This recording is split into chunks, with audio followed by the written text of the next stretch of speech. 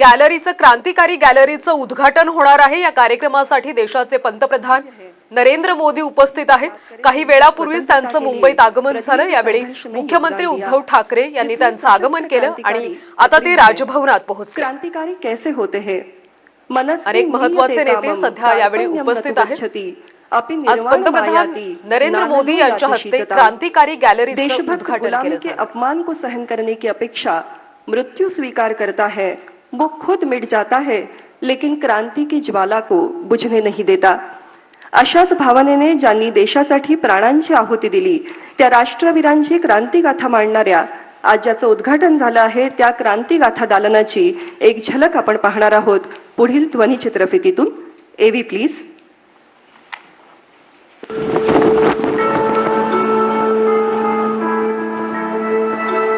आजादी का अमृत महोत्सव हर पल देश की आजादी के लिए जीने वाले, आजादी के लिए अपना सब कुछ न्यौछावर करने वाले अनगिनत वीर वीरांगनाओं को नमन करने का उत्सव है।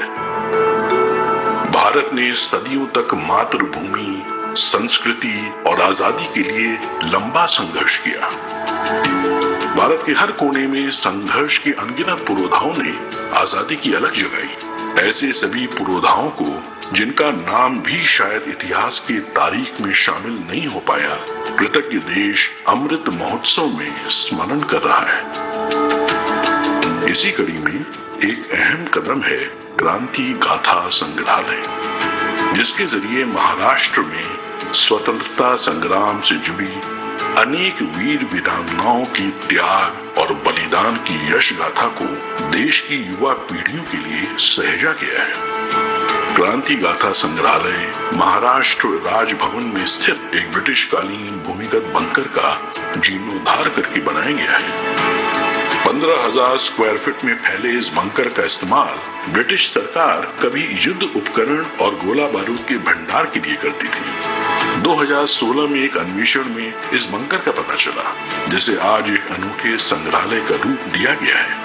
यहाँ दर्ज हैं ऐसे बलिदानियों और आजादी के दीवानों की शौर्य गाथाएं जो दुर्भाग्यवश इतिहास के पन्नों में कहीं लुप्त हो गई। मराठा साम्राज्य की स्थापना करके हिंदवी स्वराज का नारा देने वाले छत्रपति शिवाजी महाराज क्रांतिकारियों के लिए प्रेरणा स्रोत हैं। 1857 में भारत के प्रथम स्वतंत्रता संग्राम के कुछ ही दशकों के बाद वासुदेव बलवंत फड़के और चाफेकर बंधु जैसे वीरों ने सशस्त्र क्रांति का परचम महाराष्ट्र में लहराया। लोकमान्य तिलक ने धार्मिक और ऐतिहासिक प्रतीकों द्वारा देशवासियों में राष्ट्र भक्ति की भावना को मजबूत किया। विनायक दामोदर सावरकर और उनके बड़े भाई बाबा राव सावरकर ने असंख्य युवाओं के साथ देश की पहली संगठित गुप्त संस्था अभिनव भारत बनाई। अनुशीलन समिति और युगांतर जैसी गुप्त संस्थाओं के साथ मिलकर अभिनव भारत ने उपनिवेशवाद पर कड़ा प्रहार किया। विदेशी कपड़ों का देश में सबसे पहला होलिका दहन तिलक के नेतृत्व में वीर सावरकर ने 1905 में पुणे में आयोजित किया। सावरकर की उच्च शिक्षा के लिए लंदन जाने पर अभिनव भारत की शाखाएं यूरोप में भी फैली। मुंबई की मैडम भिगाजी कामा ने 1907 में जर्मनी की अंतरराष्ट्रीय सोशलिस्ट कॉन्फ्रेंस में भारत का ध्वज लहराया।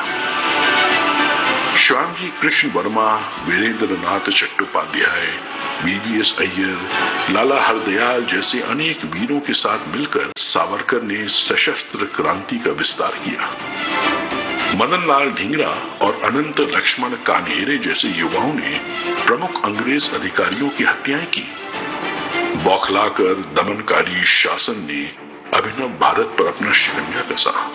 क्रांतिकारियों को असहनीय यातना झेलने के लिए काला पानी की सजा दे दी गई। प्रथम विश्व युद्ध के समय जब गदर पार्टी का गठन हुआ तो उसमें महाराष्ट्र के वीर विष्णु गणेश पिंगले और डॉक्टर पांडुरंग खान खोजे जैसे लोग उत्साह से शामिल हुए। 1930 के दशक में भगत सिंह और उनकी संस्था के साथ जुड़कर शिवराम राजगुरु और विश्वनाथ वैशंपायन ने साहस के नए अध्याय लिखे। राजगुरु को भगत सिंह और सुखदेव के साथ 23 मार्च 1931 को फांसी दे दी गई। वासुदेव बलवंत गोगटे ने अंग्रेज अफसर को मारने की कोशिश की। लगातार जारी क्रांतिकारी प्रयासों के बीच नेताजी सुभाष चंद्र बोस के नेतृत्व में आजाद हिंद फौज की वीरता और मुंबई में 1946 की नौसेना विद्रोह का शौर्य सामने आया। आजादी के अनगिनत दीवानों के पराक्रम के सामने साम्राज्यवादी सोच आखिरकार बेबस हुई और भारत सन 1947 में आजाद हुआ। क्रांति गाथा संग्रहालय हमारे स्वतंत्रता सेनानियों के योगदान को संरक्षित करने के लिए एक तीर्थ स्थल से कम नहीं है।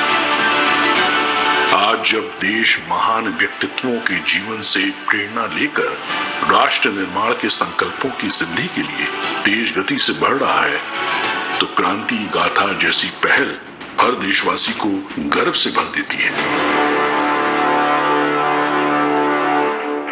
जय हिंद।